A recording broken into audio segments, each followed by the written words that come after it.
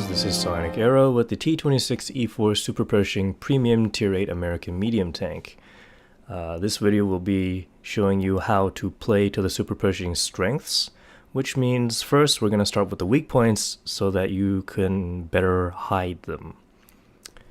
From the front, you can see there aren't actually that many weak points, but the main ones are the machine gun port here, the observation ports here and here, mostly because even though, well, if you're aiming for this spot, you could miss and actually hit the turret ring, which is also not protected. On the turret, that would be the commander's hatch there. This smoke grenade launcher has no hitbox. This over here, this little plate here, it is a weak point, but it's much harder to hit than the commander's hatch. Other weak points that aren't really shown are right here. In this part here, it is actually not protected by spaced armor, so it can be penetrated quite easily if you're shooting through the cheeks, I believe they're called. Next on the turret, well, you have the commander sitting here, so obviously commander's hatch being shot can kill him, but shooting into the side of the turret, you'll also hit him some of the time. The gunner sits over here, and he's a bit harder to hit from the side because there is a layer of spaced armor. However, shooting in from the turret front over here, right underneath the spaced armor, actually has a good chance of hitting the gunner as well. This side holds the loader. He's right here. It's a bit obscured by, I'm not sure what these are. They look like tracks that have been bolted on for extra protection maybe. But the loader sits here, and the driver, well, he is the hardest to hit of them all. The driver typically sits near the machine gun port on this side, which means shooting the machine gun port can hit the driver. However, it's kind of small and you can't hit it at range, but he's the hardest hit because if we take a look at it from the side, you'll see right here, there's one layer of armor here, another layer of armor, and then the actual hull of the tank. So there's actually 3 layers of armor that you have to hit before you can damage the tank or hit the driver. And, well, this particular front plate is probably the most armored part of the SuperPershing. Now, right, onto the sides, this is basically the same thing as on both sides. I'll tell you the color scheme. Red is weak points, so right here that's just general weak points.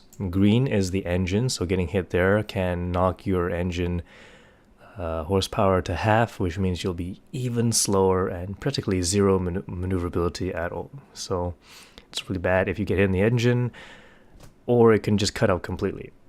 Blue is the fuel tanks. If you get hit there, you can get set on fire, and that's not good either. Violet is the ammo rack, and getting hit here means either you will have double your reload time or your tank blows up altogether. Although I haven't really seen that happen to many SuperPershing drivers. Of course, on the back, that's where the engine is, and that can get hit rather easily as well. The front of the SuperPershing is the strongest part. However, there are many weak points that people can exploit when you're up close. Further away, it is actually mostly luck that you'll get damaged and they won't be shooting your spaced armor. You'll have to watch out for HE shells because they actually deal damage to you, even though they'll hit spaced armor. Not everything will go through. They won't deal full damage, but they'll still do some amount. And that means artillery is going to have some fun with you as well. Side armor is only 76 millimeters on the turret and on the tank, so try not to get flanked or put yourself in a position where you can get tracked and then people just start shooting your sprockets to keep you tracked there and deal damage. That's just generally a bad thing for any tank at all. This is the KV-2 firing from 305 meters away. The SuperPershing actually has 380 meters view range, so you should be able to spot the KV-2 before he actually starts shooting at you, unless of course there's a scout tank scouting you out. Now the VK3002D has the same 380 meter view range of the SuperPershing, So it's kind of a draw there. However, you can see that the DB, or the 3002D, is not penetrating very much at all from range. Even missed a shot right there. And it's actually quite difficult to penetrate the SuperPershing from a large distance away. T32, well, the T32 has 400 meter view range, so the T32 should be able to start firing upon you before you can spot him. However, because they are firing on you, you should be able to spot them once that started. And as you can see, not every shot is able to penetrate the front of the SuperPershing. However, the T32 is getting some lucky shots into the weak points, which can happen a lot more often if they're much closer to you. IS-3 firing from 321 meters away. The SuperPershing does have better view range than the IS-3, which has 350 meter view range. So the SuperPershing should be able to spot the IS-3 before itself is spotted and try to get out of there as well. Obviously, a moving target is harder to hit. However, you can see even though the SuperPershing is not moving at all, doing no maneuvers whatsoever, the IS-3 is having a little bit of trouble penetrating the front. Of course, yeah, there's a miss right there. Of course, the Tiger II, with its a little bit more accurate cannon with the same 225mm penetration, can do quite a bit better at shooting the weak points. The IS-8 this time has 400 meter view range, just like the T-32, which means it will be firing from quite a bit more distance away. It can spot you a little bit earlier, and as you can see, the 268mm of penetration that the IS-8 top cannon has is not really being blocked at, well, that much by the spaced armor of the SuperPershing. And finally, we've got the ISU-152. View range of 370 meters. However, it is a tank destroyer, which means it is actually quite a lot harder to spot, unless, of course, it is firing in the open. And as you can see, the BL-10, even though it's not very accurate, is still capable of penetrating the front of the SuperPershing. If you get hit by one of these guys, you may want to think about moving out of the way and finding another spot to go to. Here we have Darth Strider in the SuperPershing and Konzo in the other tanks that will be fighting against the SuperPershing. I am coaching Darth Strider on how to play the SuperPershing at the moment, so he'll have some of my strategies anyway. And as you can see, Konzo has flanked around. So this is a medium distance encounter, which is not a very great idea for the medium tank. However, the VK3001P is not incredibly fast, and it's not great at circling other tanks. But Konzo's trying his best. We can see that Konzo is coming in, and he's going to close the distance. However, Darth Strider, well, I'll just call him Strider from now on, he manages to get a second hit in and, well, deal quite a lot of damage to a tier 6 medium tank.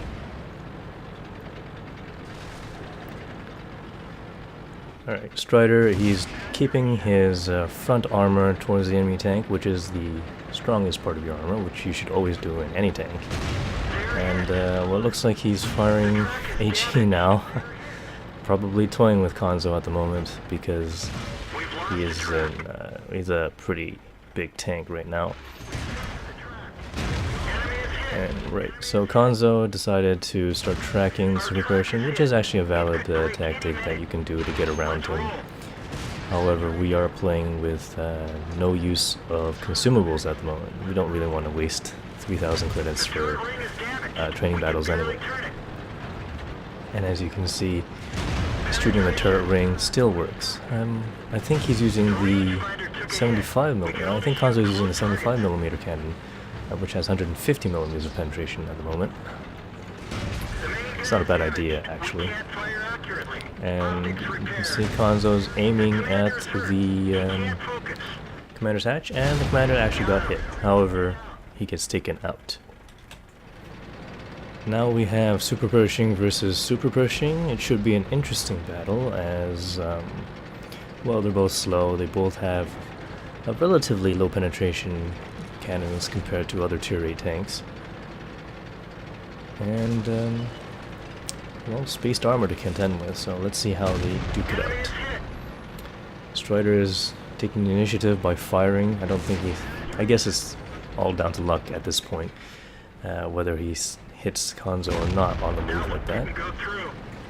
Konzo manages a bounce on his commander's hatch, while Strider moves forward towards some cover. Alright, well, they both approach the cover, and aha, so Strider has managed to track Konzo in a compromising position. What's this? Konzo switched to HE to, I don't know, get some damage in, I suppose. So I'm telling Strider here to actually show off some more of the armor instead of just destroying him by tracking continuously. And now we can see that the cannon has been damaged. Although at close range you're still going to be able to hit fairly well. So a little bit of strategy for Konzo would have been to actually reverse out of there, keep his front armor pointing at Strider, and try to use the distance to throw off the aim because the cannon is damaged. Although he probably doesn't know the cannon is damaged, so one of the perks will tell you that if you have that. And we can see Strider has actually started shooting into the cheeks right underneath the spaced armor, and it's going straight through. Little side scraping is being done as well. Oh, Strider just tried to take a shot into the machine gun port.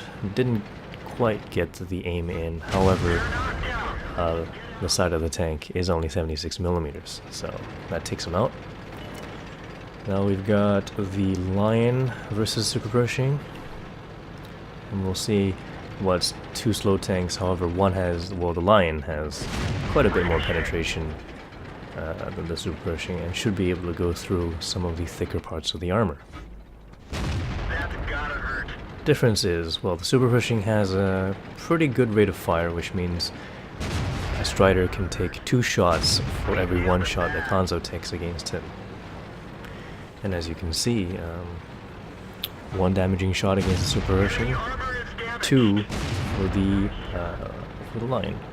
Well, now it's 3 versus 2, and Strider is trying to take advantage there, but Konzo is rotating his hull around to make it a little bit more difficult to hit.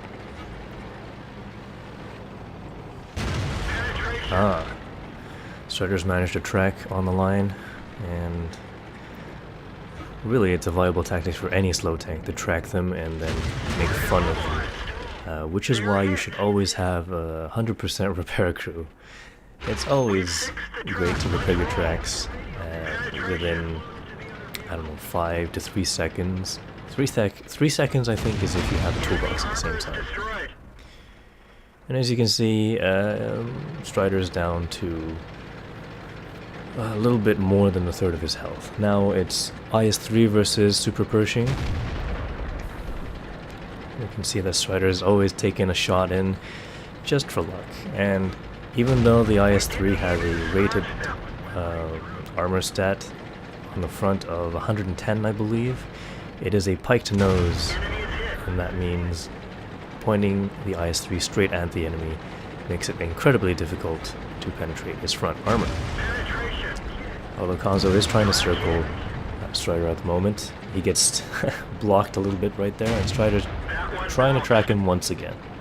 Didn't quite manage it this time around, and now Konzo is being incredibly aggressive with the IS-3, which is exactly what you should be doing with it anyway. However, he is getting a bit stuck right there on some of the terrain. Well, both of them are.